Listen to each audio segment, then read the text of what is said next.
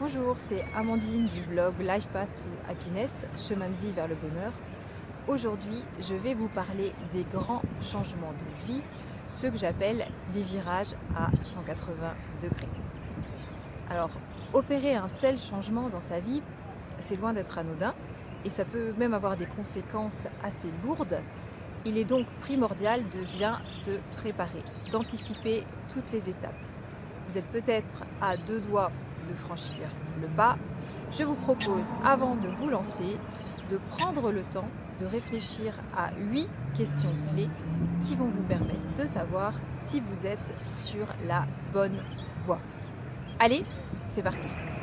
Question numéro 1. Qui est à l'origine de ce projet de changement de vie? Alors, est-ce vous? Est-ce votre conjoint, votre conjointe qui un jour vous a dit non mais là, faut qu'on parle, j'en peux plus, faut vraiment qu'il y ait du changement?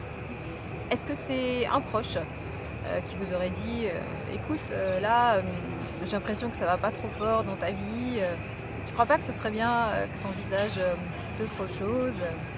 Et d'ailleurs, il y a mon collègue X ou Y qui est parti faire ceci ou cela et depuis il est transformé, tout va pour le mieux. Alors qui est à l'origine de ce projet de changement de vie? Question numéro 2. Existe-t-il un événement qui motive cette prise de décision?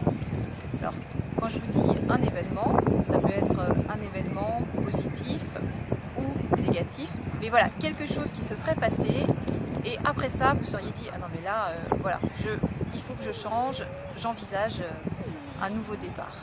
Donc, je répète la question numéro 2, est-ce qu'il y a un événement qui motive cette prise de décision?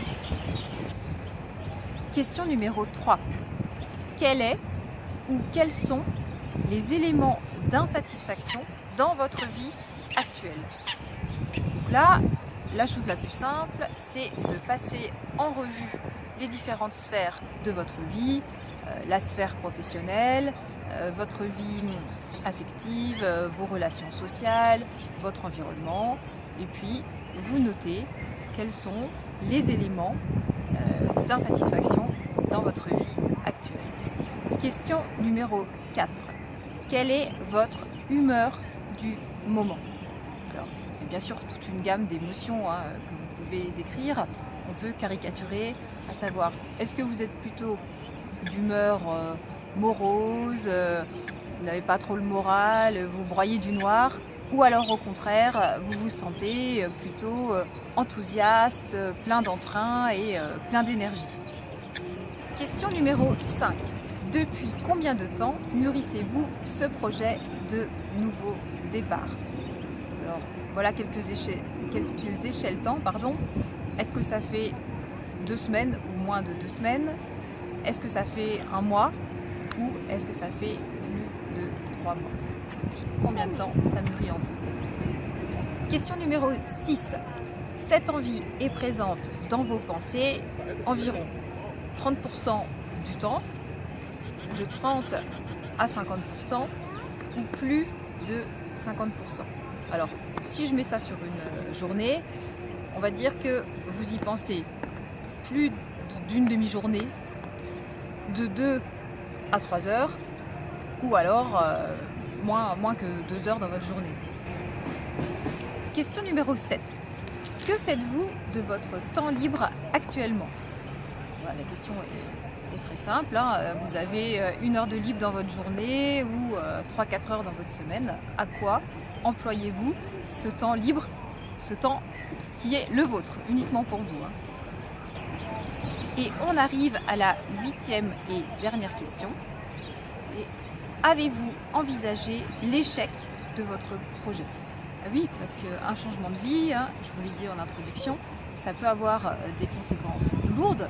Donc, avez-vous envisagé que ce projet n'aille pas jusqu'au bout? Quelles en seraient les conséquences sur votre vie privée? Les conséquences, elles seraient financières, elles seraient familiales? Voilà, essayez de détailler un petit peu tout ça. Et est-ce que vous avez aussi envisagé des portes de sortie, des issues de secours?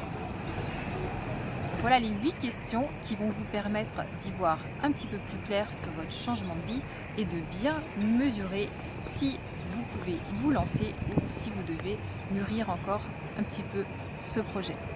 Alors, en attendant les réponses, vous avez toute la semaine pour prendre le temps de bien réfléchir à ces questions. Moi, je vous retrouve la semaine prochaine pour vous apporter mes pistes de réflexion. Très bonne journée, très bonne semaine. À jeudi prochain.